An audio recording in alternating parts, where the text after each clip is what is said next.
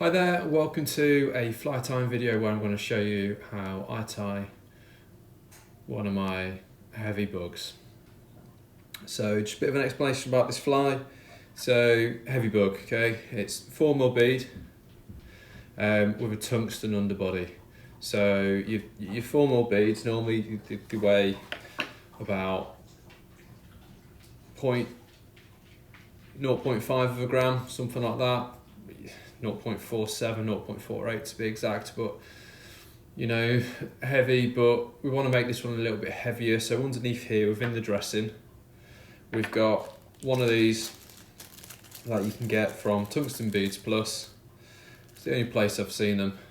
They're called a tungsten teardrop. These are a 2.4mm, you get a pack of 10 for a couple of quid. Little teardrops, sit nicely under the body here. And they weigh an additional 0.2 of a gram, so in total that fly is going to weigh 0.70 of a gram, and it's just a great anchor fly for bigger rivers such as the River Dee. It does really nicely on the River Dee, and also when I was up in Scotland fishing on the River Tummel, it was a great fly for there as well. Now this is, like I say, it's a 4mm bead. The bead I'm using is one of these. It's their Hanek Competition round and 4mm hook. Again, still Hanek, keeping to Hanek. It's the Jig Eagle, size 14, H430BL. Other stuff you're gonna need some UV resin and a UV torch. This is some old Deer Creek stuff called Builder. I'm sure any UV will do. This stuff that I've got, it's slightly thicker, which is helpful for this fly, which I'll in a way I'll explain in a bit. You need some super glue, a cocktail stick is useful. You need some dubbing. For this fly I use the UV Hare's Ear Plus in the olive brown. So it's hare's ear with some UV, it's the Ansaman stuff. You little bit of nano silk. I'm using the orange 30 denier. A little bit of wax, nano silk wax. Some fly tying thread. This is UTC dark brown in 70 denier. Some Glow Bright. This is Glow Bright number 5. And then some wire for the wire rib. This is Simplify brown 0.1mm.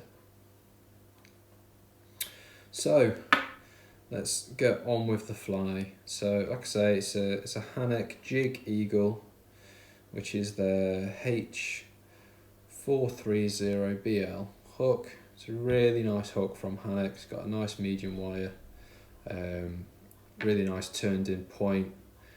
It's a lovely little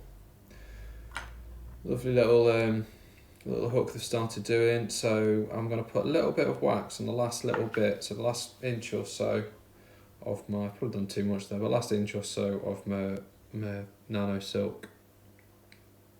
I'm going to come in and I'm going to just tie that on. Okay, and then wrap just forward. And the reason why I've only wanted to put a little bit of wax on is because actually when I get to this point I don't want any wax on my thread.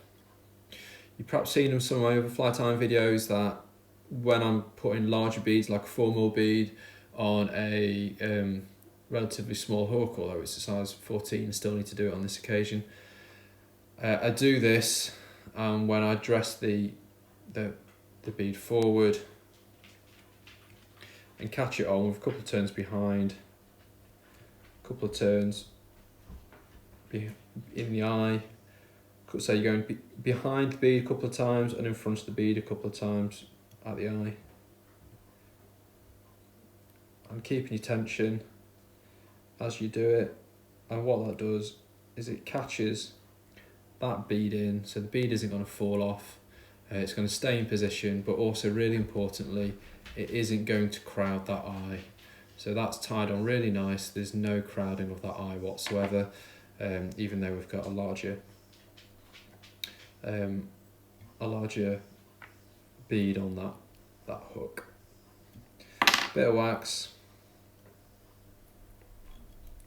whip finish, tie that off, throw another whip finish in for good measure. Job done. So that's it, that's all I'm going to use that nano silk for. I just needed that nano silk just to tie in that bead. And the reason why I've used the orange is because it goes nicely with the copper bead, so that actually if I flip that around like that, you can see here there's a little bit of thread there, but you can hardly see it because it blends in nicely with the copper. So now you need to take the hook off your vise, get one of these teardrops,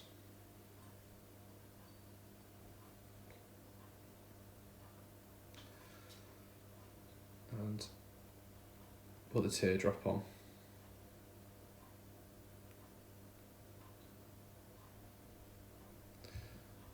Tie them up a little bit because it's annoying me. So that's better.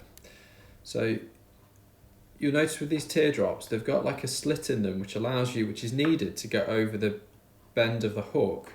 But actually, if you don't do this next step, they can kind of like come off center and things like that, which is really annoying. And they can be really annoying tying if you don't do this. Also, when you're putting your thread underneath, when you're tying your bead on, if you're not careful and you put too much thread wraps on, you'll struggle to get it over the top of them. So so just bear that in mind, and that's why you need that fine nano silk when you're tying that on. So once you get your teardrop positioned nicely how you want it, I've got that slit on top. You can just see there the slit on top. In I go with some UV resin.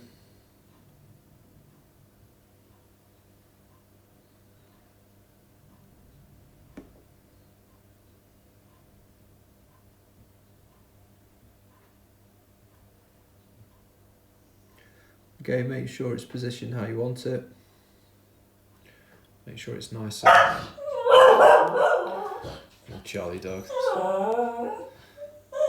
I don't know what that dog just heard. I've heard absolutely nothing going off outside. It's probably dreaming. Charlie, calm down, boy.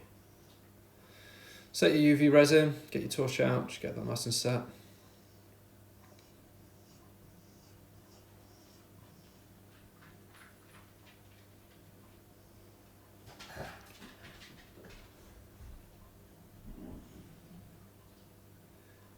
And once you're happy that resin is set, that shouldn't move now. So what I do now is I just position the hook so it's just catched on a little bit towards the end there, because what I need is I need this clearance here from the vise, because that's where we're going to be building up the taper, because you've got like this ridge here now at the end of the teardrop and the shank of the hook that we need to do something about. So you get your tying thread, and there you start to build immediately behind that teardrop. You start to build your body, and every now and again keep spinning this thread. Now the reason we use UTC rather than uni thread or anything like that is for building bodies is the UTC is a flat thread, so actually when you come to build bodies like this, you can keep it flat and it's really nice. Also, the reason we're using the 70 denier rather than the 140 is because although we're building a body in a 140 denier thread will build the body quicker, I prefer to use the 70. Yes, it will take me more wraps, but I'm in more control of the overall profile of the fly. Get some of your wire, just snap a bit off. So this is the brown UTC, brown Simplify wire in a 0.1 millimeter. Tie that in. Now you'll notice with the thread I'm going right down the bend of the hook. So the profile of this fly is going to be like a Caddis profile. So we're happy to go over that bend, and by doing so we can build this taper how how we want it.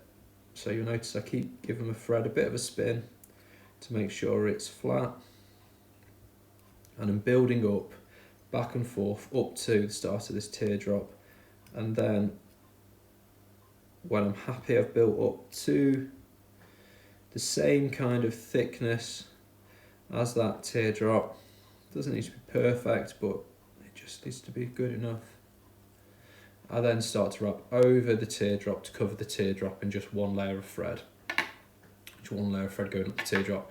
You get towards the end of the teardrop, because the teardrop it curves down, your thread's gonna bump into that gap, and it might take a few wraps with it. It's just gonna happen. It's inevitable. But you wrap and you go over. There you go. You see, it took a few over. Nothing you can do about that.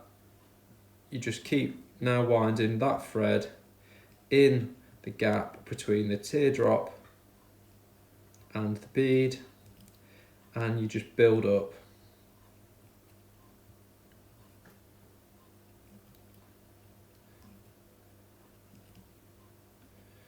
I keep spinning it around a little bit as I'm tying it in, just so I can keep an eye on the overall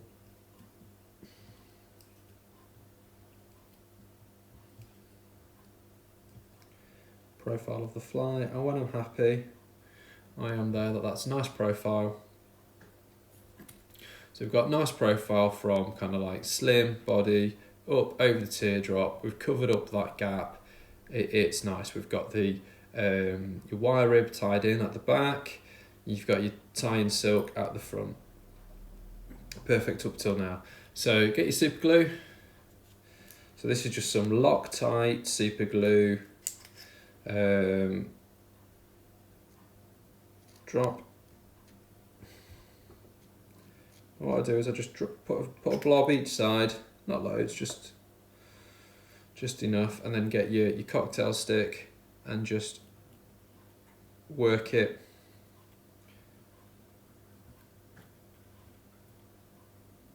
over the thread. Make sure you cover this back section, make sure you go up to behind the eye. You're just spreading that.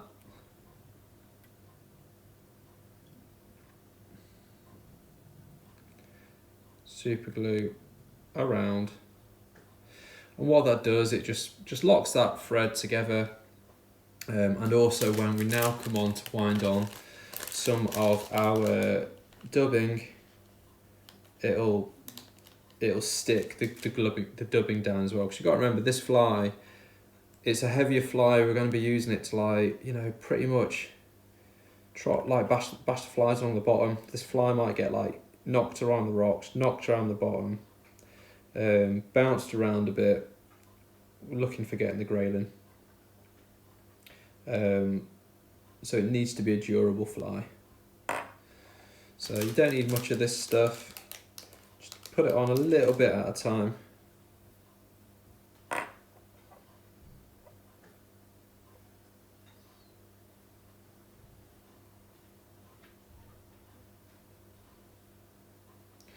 You've got a nice thin dubbing rope. Now you'll notice I've left a gap, got a gap here of thread before my dubbing starts, and I need that to get the thread back to the end here, so that now when I'm actually winding that dubbing on, it's from the back, and it's only a light coating of dubbing on that thread. And as I go over the top, I can actually see, you know, I can still see some of the body. I can see the thread underbody. That's why it's important you choose an underbody which is like a dark brown or a dark olive, something like that, because you'll see that underbody through the dubbing, because it's only a light coating of dubbing. Up to the top, and then you get your wire rib, and I'm counter winding.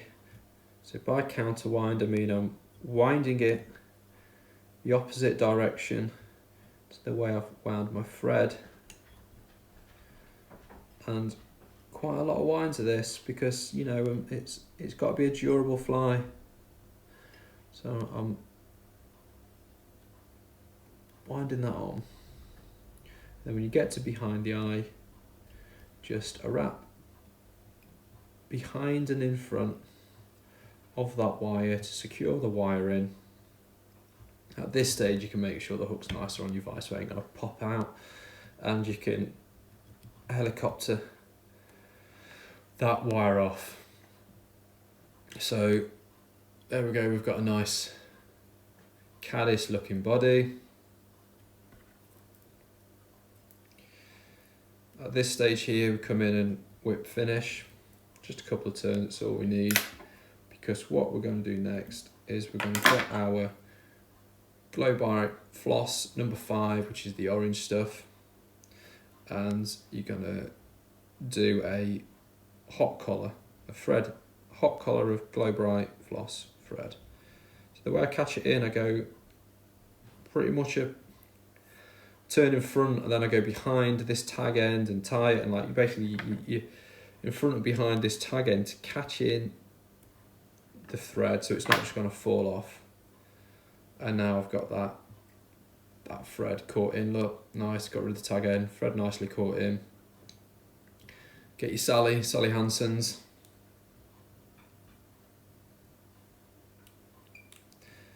Give that floss a nice coating of Sally Hansen's down the thread,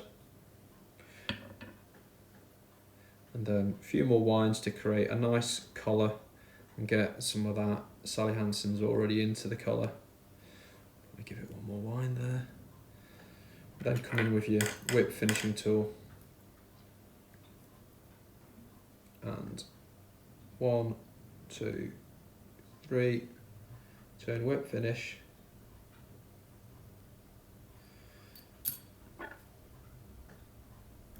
and that Sally Hansen's will make that thread collar nice and secure, and that's it, that's your tied fly. So like I say, it's a heavier grub, heavier Caddis, great for a point fly.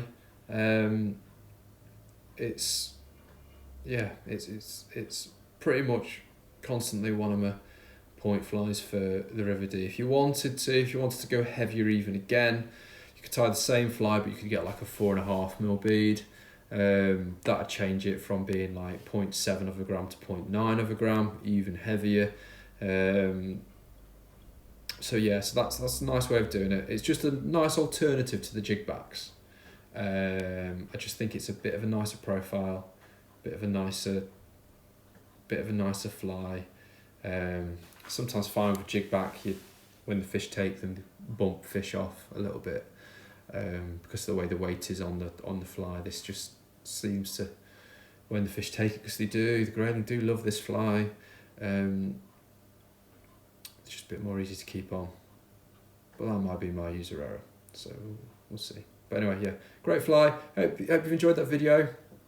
I hope you find it useful, that you enjoy tying some of these, and that you catch some fish in those bigger rivers. So tight lines, everyone. Thank you very much for watching. Take care.